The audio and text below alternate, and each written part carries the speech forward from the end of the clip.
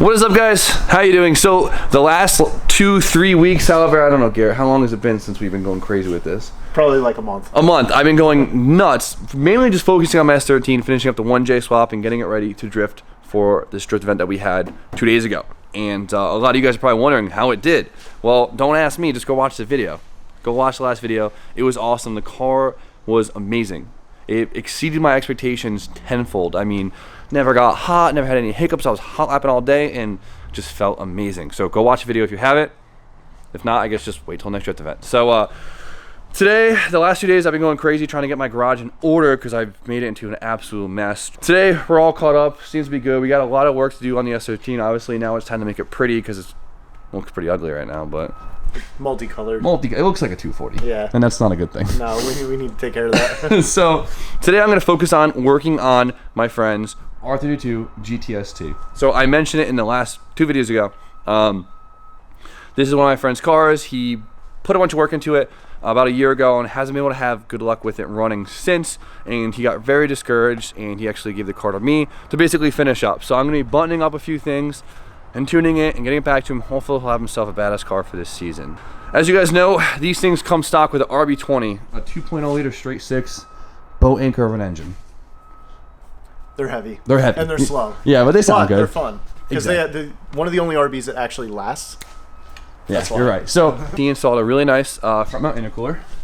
He put a bigger Garrett turbo on. So I think this is like a GT3071, it looks like. It seems to be ball bearing. Looks like a ball bearing. I couldn't tell you.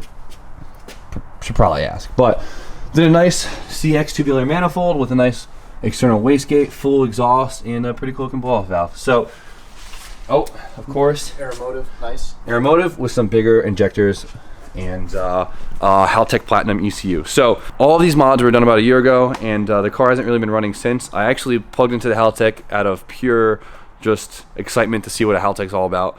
And I got the car to idle, and so the car is now officially idling, which is awesome. It just has a mean misfire. Want to do the honors? And it's making a little bit of squealy noises from now. Oh yeah. No, the power steering needs to be bled. Start her up.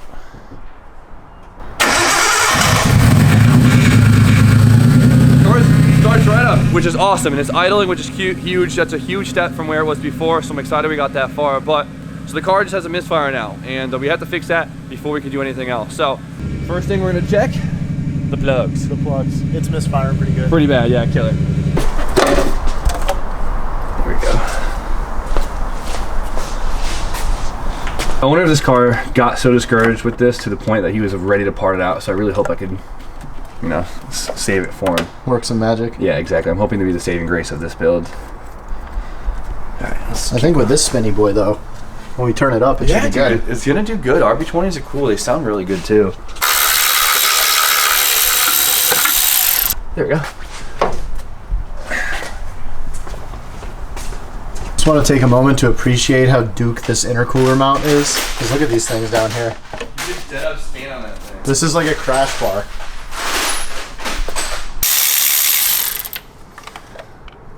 The reveal. Spanked. Yeah, that's gross. Good thing I always got the PKR7s on deck. Show them what's up.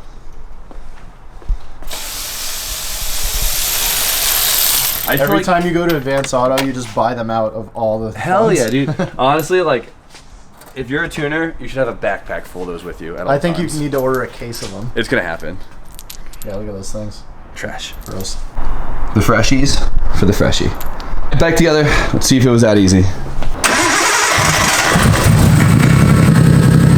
No misfire. Alrighty then. I pulled the cover back off and we're gonna try and localize misfire to a cylinder by unplugging each coil pack. Hey B. Hey, what's up? Trying to just, do RB Hey man, things. do your thing. You know. You wanna start it or you wanna unplug? I mean, I'll sit in the car. Wrong side, loser. Every time. Japanese cars, got them. Yep. Alright, what I fuck up. Open the laptop.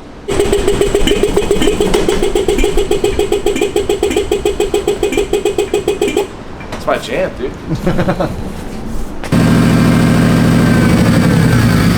One good.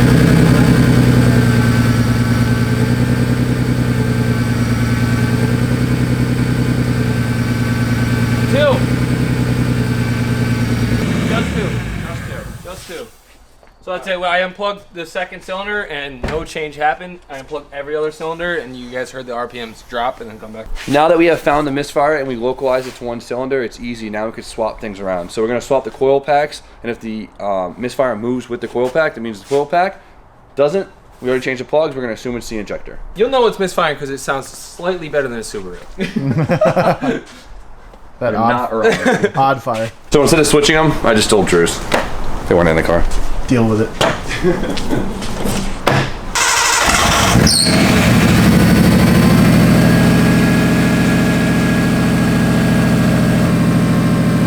Still misfiring.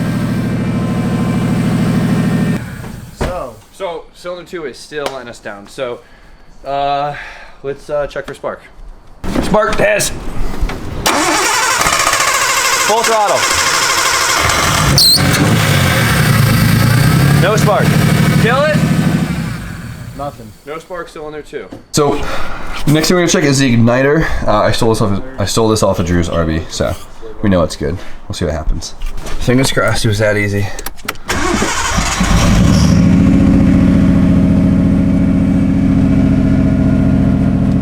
Still cylinder 2? Still nothing. So there's 3 wires that go to the ignition coil. There's a power, there's a ground, and there's basically a signal from the ECU, and it's got a power, it's got a ground signal, and so it's very obvious that is the signal that goes from the ECU straight to the coil. So we're gonna trace the wire all the way back to the ECU and see if there's any break in the wire or the connector or something. So we just gotta basically walk back. All right, well, this was a quick one. I wish I got your reaction when I found it. Who does this? Ta-da! This is what's supposed to go to the coil pack. Guys, don't ever use these. Yeah, like, avoid it. Yeah, like, go put your dad's, like, fucking everything bucket away. Throw this back in it. And get a soldering iron. There must have been, like, a BR, like, limiter or something in here, because all these ignition wires are cut off. Some little rev box or something. Yeah, because there's a lot of cut up. Definitely don't ever use these. Yeah, these. That is, leave that for trailer wiring. Yeah, literally. This will get you home, and then when you get home, redo it. All right? So, yeah, so this is the signal that goes to the coil, and it broke dramatically. And so now I have to find where it ended up. Oh, I think it's that little guy. right here. So, what the hell? These Japanese cars always have the craziest wiring in them, dude. Every single import car I've gotten, I've always had to rip a bunch of wires. It's because someone always fiddles with it. So, cool. I'm happy it's this easy. So now I'm gonna have to change oil because there's probably so much gas in it, but We'll find out. there we go. This thing ain't breaking again. Nope. Get her in there, boy. Cool. Ready to party.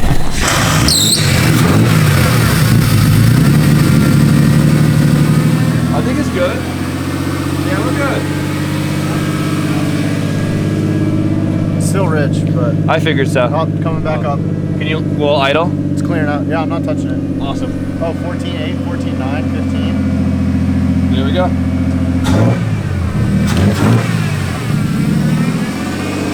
Hell yeah. No misfire, and it idles, and it starts. So I gotta go through the tune, make sure it's all good everywhere else. We also have to obviously put it back together. And we have to wire up some radiator fans, which is gonna take a while because we're gonna wire on a controller. Then we gotta bleed the coolant, and we should be good to drive it around and put it on the dyno really soon, which is pretty cool.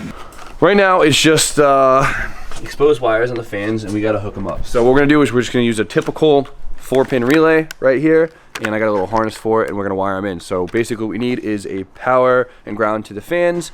We need a power and ground to the relay that I hope isn't broken, and a on switch from the ECU. So let's get to work. Catch.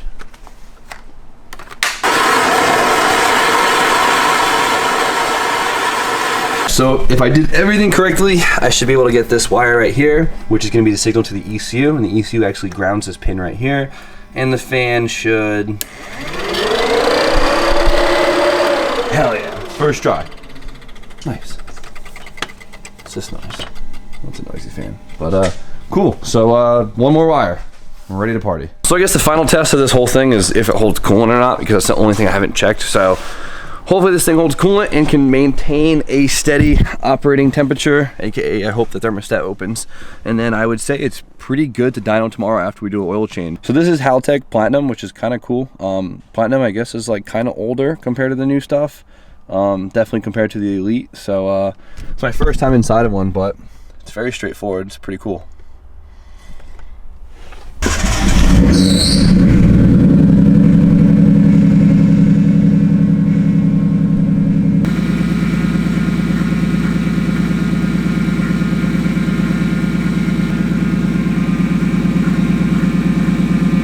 So it's not leaking any fluids, which is awesome.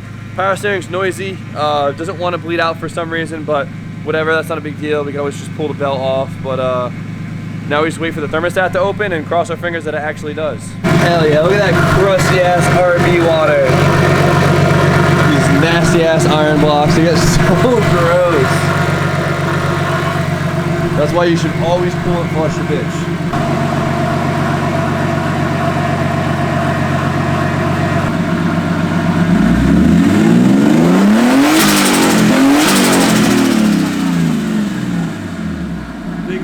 So good. Make sure you always do a coolant flush at least once a year. So today was a quick change of pace. We're working on someone else's car, doing a little side gig here, and I'm excited. Things have been going well. Nothing is better when a car just works, when something just works for once, and there's no crazy weird thing we had to discover. Everything was easy, it was quick, and she's ready for a tune. So I am so freaking happy with this car. You guys have no idea. Now, you guys are probably wondering what is next with it, and like I said, we're working on the interior. Brian and I are working on getting a new roof for this thing, because as you guys know, we have this stupid delete panel that literally haunts my existence. It's been there forever, and I hate it. And then I got to figure out what kit I want to run this year in terms of body kits, if I want to go with like a OEM Aero, like a Sylvia K's Aero, if I want to go with a crazy like D-Max style 3 or Origin or something, or whatever the choice is, but I gotta decide soon because the season is here. So though it might not seem it, it's been a long day, so I need to get home. So you guys know the deal. Like, comment, subscribe, stay tuned for more content, and get ready to see some cool dyno numbers from this thing, because I'm excited. Hope you guys are too. Have a good night.